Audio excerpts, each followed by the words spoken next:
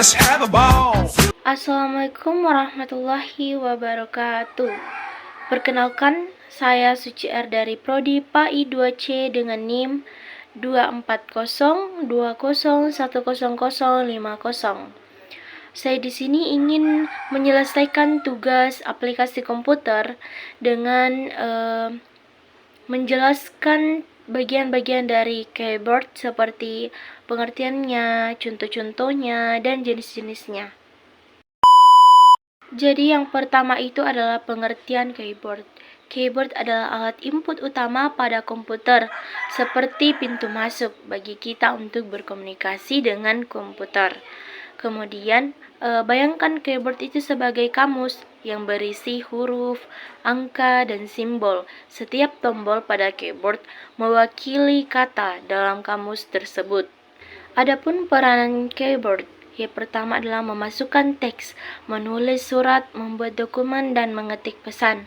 Kemudian, memberikan perintah seperti menjalankan program, membuka file, dan mengakses menu.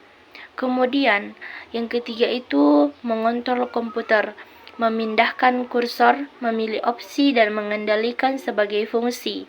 Dan analogi sederhananya itu seperti bayangkan komputer itu sebagai rumah dan keyboard itu sebagai pintu depan. Kita hanya bisa masuk ke rumah melalui pintu depan. Begitu pula kita hanya bisa berkomunikasi dengan komputer melalui keyboard. Singkatnya, keyboard ini adalah alat yang sangat penting untuk mengoperasikan komputer. Tanpa keyboard, kita tidak akan bisa berkomunikasi dengan komputer. Yang kedua adalah jenis-jenis keyboard. Yang pertama adalah keyboard mekanik. Keuntungannya itu responsif dan akurat. Tombol mekanik memiliki switch mekanik yang terpisah, memberikan umpan balik yang lebih baik dan respon yang lebih cepat. Kemudian yang kedua adalah tahan lama. Switch mekanik ini dirancang untuk bertahan hingga jutaan kali penekanan. Kemudian yang ketiga adalah kualitas tinggi. Bahan berkualitas tinggi digunakan dalam pembuatan keyboard mekanik, sehingga lebih tahan lama dan nyaman digunakan. Yang keempat adalah pengalaman mengetik yang lebih baik. Setiap tombol memiliki klik yang khas saat ditekan, memberikan kepuasan dan pengalaman mengetik yang lebih menyenangkan. Kemudian kekurangannya, harganya itu lebih mahal. Keyboard mekanik ini umumnya lebih mahal daripada keyboard membran. Kemudian lebih berisik. Suara klik dari tombol mekanik dapat mengganggu orang lain di sekitar. Kemudian yang ketiga itu ukurannya lebih besar. Keyboard mekanik ini cenderung lebih besar dan berat daripada keyboard membran atau yang lainnya. Dan penggunaan keyboard mekanik. Mekanik ini untuk gaming karena responsif dan akurat. Kemudian, penulis dan pengetik profesional. Keyboard mekanik ini sangat cocok untuk penulis dan pengetik profesional yang membutuhkan pengalaman mengetik yang nyaman dan akurat. Kemudian, keyboard membran itu memiliki keuntungan seperti harga lebih terjangkau. Keyboard membran ini lebih murah daripada keyboard mekanik. Kemudian lebih tenang. Keyboard membran ini tidak mengeluarkan suara klik yang khas seperti keyboard mekanik. Kemudian lebih ringan. Keyboard membran ini lebih ringan dan lebih mudah dibawa. Kemudian ada kekurangannya. Kekurangannya itu respon kurang akurat. Tombol membran ini memiliki respon yang kurang akurat dan cepat dibandingkan dengan tombol mekanik. Kemudian umurnya lebih pendek. Keyboard membran ini cenderung memiliki umur yang lebih pendek daripada keyboard mekanik. Kemudian yang ketiga itu ada keyboard ergonomis. Nah, di dalamnya itu memiliki keuntungan seperti meningkatkan kenyamanan. Keyboard ergonomis ini dirancang untuk mengurangi ketegangan pada pergelangan tangan dan jari, sehingga lebih nyaman digunakan dalam jangka waktu yang lebih lama. Kemudian mencegah cedera. Desain ergonomis ini membantu mencegah cedera akibat penggunaan keyboard yang lebih berlebihan. Kemudian meningkatkan produktivitas. Kenyamanan dan posisi yang lebih baik dapat meningkatkan produktivitas. Kemudian ada kekurangan, yaitu pertama adalah harganya itu lebih mahal. Cenderung lebih mahal itu daripada keyboard yang standar. Kemudian yang kedua, kurang portable. Keyboard ergonomis ini biasanya lebih besar dan tidak mudah dibawa. Kemudian itu membutuhkan waktu untuk beradaptasi karena desain yang berbeda, mungkin membutuhkan waktu untuk beradaptasi. Kemudian penggunaannya, pekerja kantor, keyboard ergonomis ini sangat cocok untuk pekerja kantor yang menghabiskan banyak waktu di depan komputer. Kemudian yang kedua adalah penggunaan yang mengalami nyeri pergelangan tangan. Keyboard ergonomis ini dapat membantu mengurangi nyeri pergelangan tangan dan disebabkan oleh penggunaan keyboard. Kemudian yang keempat adalah keyboard wireless dan wired. Perbedaannya itu koneksi. Keyboard wireless menggunakan koneksi nirkabel seperti Bluetooth atau USB receiver.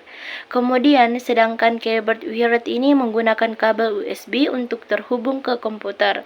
Kemudian kebebasan gerak.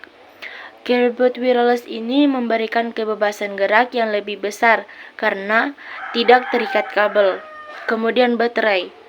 Keyboard wireless ini membutuhkan baterai atau pengisian daya dan keterlambatan keyboard. Keyboard wireless ini mungkin mengalami keterlambatan kecil dalam respon, meskipun teknologi terbaru telah mengurangi masalah ini. Kemudian, kapan penggunaan masing-masing? Keyboard wireless ini ideal untuk penggunaan menginginkan kebebasan gerak, tidak ingin terikat kabel, cocok untuk penggunaan di ruang tamu, sofa, atau di tempat kerja yang membutuhkan fleksibilitas. Kemudian, keyboard wired ideal untuk pengguna yang membutuhkan respon cepat dan tidak ingin khawatir tentang baterai, cocok untuk gaming, pengetikan yang intens, dan penggunaan profesional.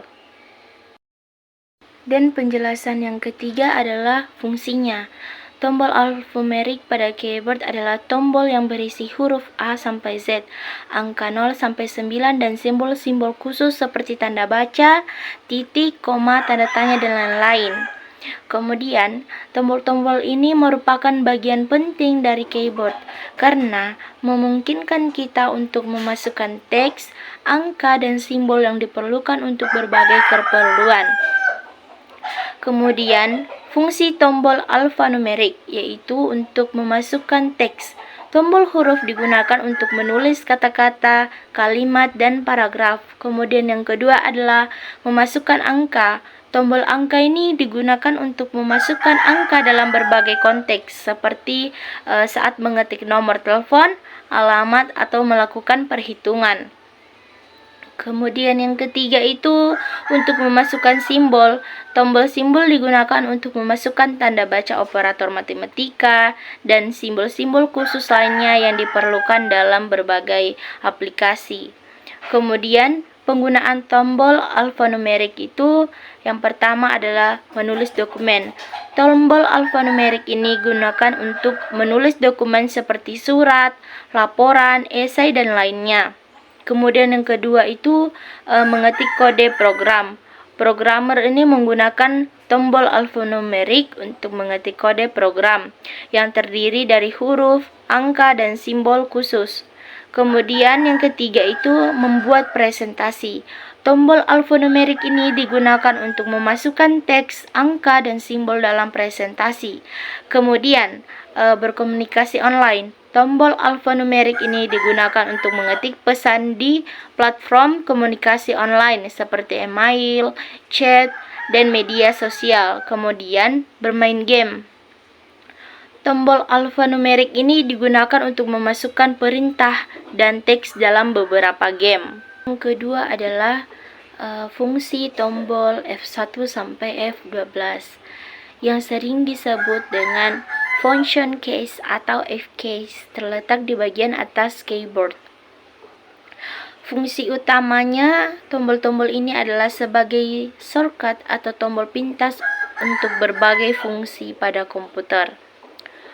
Dan kemudian F1 itu untuk bantuan, biasanya membuka menu bantuan atau informasi tentang program yang sedang digunakan. Kemudian F2 itu rename, mengganti nama file atau folder yang dipilih.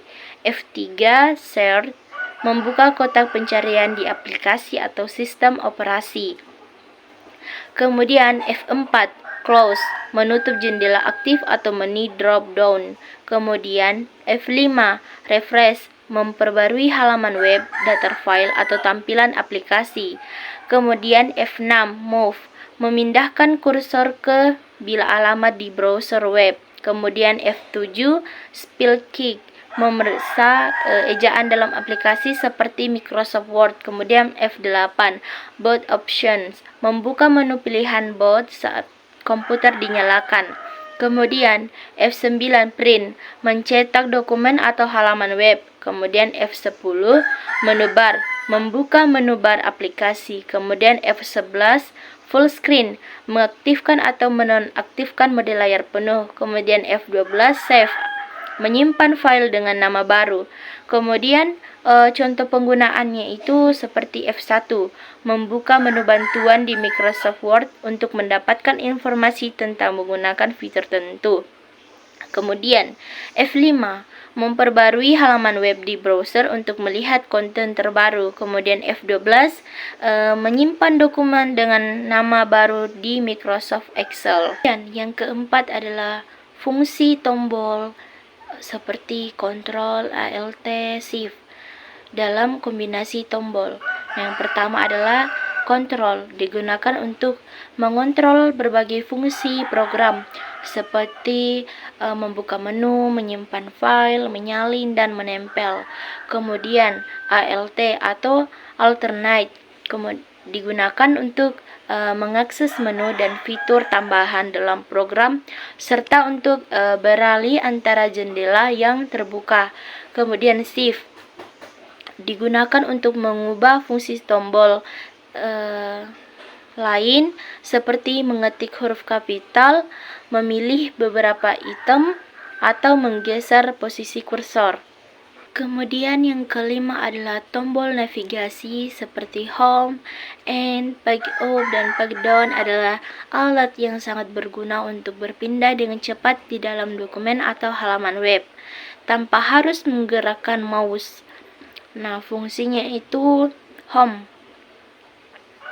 Fungsinya untuk memindahkan kursor ke awal baris atau halaman saat ini.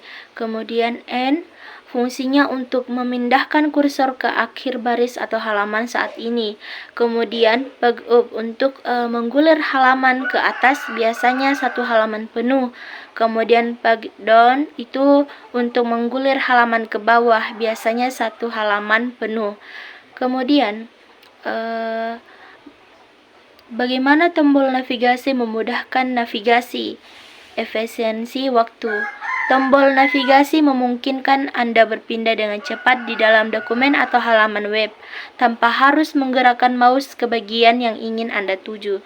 Kemudian, kemudahan akses. Tombol navigasi terletak di posisi yang mudah dijangkau di keyboard, sehingga Anda dapat mengaksesnya dengan mudah. Kontrol yang tepat. Tombol navigasi memungkinkan Anda untuk mengontrol gerakan kursor dengan presisi, sehingga Anda dapat berpindah ke posisi yang tepat dalam dokumen atau halaman web. Kemudian, ada tombol Enter, Backspace, dan Delete adalah tombol penting dalam pengeditan teks yang membantu Anda memasukkan, menghapus, dan memanipulasi teks dengan mudah. Yang pertama adalah tombol Enter. Fungsinya untuk memasukkan baris baru atau mengakhiri perintah.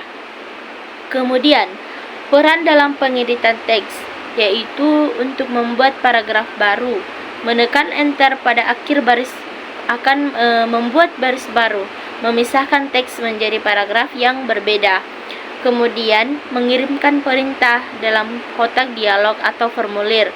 Menekan enter biasanya mengirimkan perintah atau mengkonfirmasi pilihan. Kemudian ada tombol backspace, yaitu fungsinya untuk menghapus karakter yang berbeda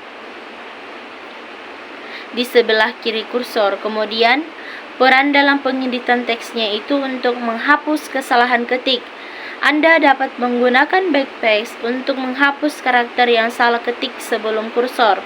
Kemudian, ada tombol delete, yaitu fungsinya untuk menghapus karakter yang berada di sebelah kanan kursor, yaitu peran dalam pengeditan teksnya itu menghapus karakter yang tidak diinginkan, yaitu dapat digunakan untuk menghapus karakter yang tidak diinginkan setelah kursor. Kemudian menghapus seluruh baris dalam beberapa program. Menekan delete pada awal baris dapat menghapus seluruh baris tersebut. Dan yang terakhir adalah tombol Windows, yang biasanya ditandai dengan logo Windows. Adalah tombol penting dalam sistem operasi Windows. Fungsinya sangat beragam, mulai dari membuka menu Start hingga menjalankan berbagai shortcut. Kemudian fungsi umum tombol Windows yaitu pertama untuk membuka menu Start. Tekan tombol Windows untuk membuka menu Start. Tempat Anda dapat mengakses semua aplikasi, pengaturan, dan file. Itu saja yang bisa saya sampaikan. Jika ada salah kata mohon dimaafkan. Saya akhiri. Wabillahi taufiq wal hidayah. Assalamualaikum warahmatullahi wabarakatuh. Terima kasih.